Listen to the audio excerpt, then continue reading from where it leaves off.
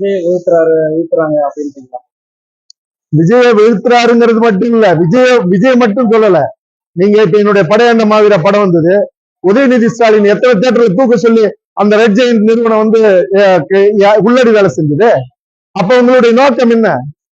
இந்த மண்ணுக்கும் இனத்துக்கும் மொழிக்கும் தாம் வாழ்கிற தமிழர் குடிகளுக்குமான உரிமையை பேசினா எத்தனை எம்எல்ஏ தமிழர் இருக்கான்? 70க்கும் மேற்பட்ட எம்எல்ஏ தமிழர் இல்ல, 10க்கும் மேற்பட்ட அமைச்சர்கள் தமிழர்கள்னு சொன்ன இந்த படத்தை ஓட விடாம பண்ணதுக்கு என்ன அர்த்தம்? அப்ப இவர்களுடைய நோக்கம் என்னன்னா, யாரு அரசியலுக்கு வந்தாலும், யாரு ஒரு அதிர்வை ஏற்படுத்துற ஒரு சூழல் இருந்தாலும் அந்த அதிர்வுல இருந்து அப்புறப்படுத்துறதா வேலை.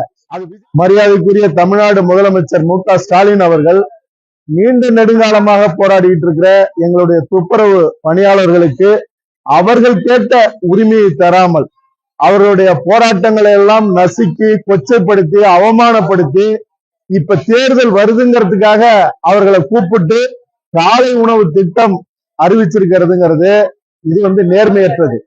அவர்கள் கேட்டது காலை உணவு இல்ல, காலத்துக்கும் உணவு. அவங்க நிரந்தர பணியாளர்களா மாத்துங்கன்னு சொன்னாங்க. தவிர்த்துட்டு அவங்களுடைய கோரிக்கையெல்லாம் அவங்க அல்ற குப்பை தொட்டிலேயே போட்டுட்டு இன்னைக்கு அவங்களை கூப்பிட்டு தோல் மேல கை போட்டு இன்னைக்கு ஆறுதலாக தேர்தலுக்கு வந்து இப்படி ஒரு திட்டத்தை கொண்டுட்டு வர்றதுங்கிறது நேர்மையற்றது. அதனால அதாவது அவர்கள் வந்து ஒரு கான்ட்ராக்ட் பேஸ்ல அரசாங்கம் கொடுக்குது 15,000 ரூபாய், வெறும் 15,000 ரூபாய் கிட்டத்தட்ட. அதுல எவ்வளவு எடுத்துட்டு கொடுக்கணுமோ அந்த மக்களுக்கு போகுது. அப்படி இருக்கிறப்ப ஒரு மிக மிக குறைஞ்ச ஒரு ஊதியத்துல இந்த நாட்டையே சுத்தப்படுத்துற அந்த மக்கள் இன்னைக்கு வந்து முழுமையா ஒரு அரசாங்க ஊழியராக தங்களை அங்கீகரிக்கப்படுத்தணும் அப்படின்னு சொன்ன அந்த திட்டத்தை முதலமைச்சர் நிறைவேற்றினா மட்டும்தான் அது அந்த மக்களுக்கான நேர்மையான தீர்வு. அதை உடனடியாக செய்யணும் அப்படின்னு நான் இந்த நேரத்தில் கேட்டுக்கிறேன்.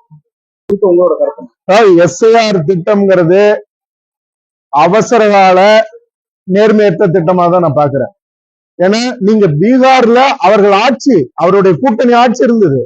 அதனால படிப்பறிவு இல்லாத மக்கள்கிட்ட அவர்களுடைய தேவையை பூர்த்திப்படுத்தி அவர்களுக்கு சாராயமும் பணமும் கொடுத்து இன்னைக்கு பெருவாரியான வெற்றியை வாங்குறதுக்கு எஸ்ஐஆர் திட்டம் அங்க பயன்பட்டது. இங்க அவர்கள் ஆளாத இடம், இந்த இடத்துல அவர்கள் எஸ்ஐஆர் கொண்டுட்டு வந்து புதிய வாக்காளர்கள் உள்ள வரும்போது அதையும் தடுத்து தங்களுக்கான ஒரு வெற்றியை தீர்மானிக்கலாம்னு பிஜேபி அரசும் பிஜேபியோட கூட்டணி கட்சிகளுக்கான சாதகமான ஒரு சூழ்நிலையை உருவாக்குறதுக்கான ஒரு திட்டமா தான் இருக்கிறார். விஜய் எதிர்க்கிறது மட்டும் இல்ல, நேர்மையான எத்தனையோ பேர் இன்னைக்கு எதிர்த்துட்டு தான் இருக்காங்க. அதுக்கு காரணம் புதிய வாக்காளர்கள் உள்ள வர்றதுங்கிறது ஒரு பெரும்பாடு, பெரும் கஷ்டம் அது. ஏன்னா உறவினர்களின் பெயர்களை குறிப்பிடுங்க அப்படின்னு ஒரு காலம் இருக்கு. உறவினர் யாரு? அண்ணனா, தம்பியா, அப்பனா, தாத்தாவா, சித்தப்பாவா, தாய் மாமனா, யாரு? அப்ப இதெல்லாம் வந்து ஒரு புரிதலற்ற ஒரு நிலைய தேர்தல் ஆணையம் அப்படி ஒரு காலத்தில் கொண்டு வருது. இப்படி எண்ணற்ற விடயங்கள். 2002ல நீங்க என்னவா இருந்தீங்க, அப்ப உங்களுடைய தேர்தல் ஓட்டு பதிவு நிலை என்ன அப்படின்லாம் ஒரு காலம் வருதான். 2002ல பிறக்காதவனுக்கு நீங்க அவன் என்ன பதிவிடுவான்? ஆக இது வந்து ஒரு வெளிப்படை தன்மைய தேர்தல் ஆணையம் கொண்டுட்டு வரணும்.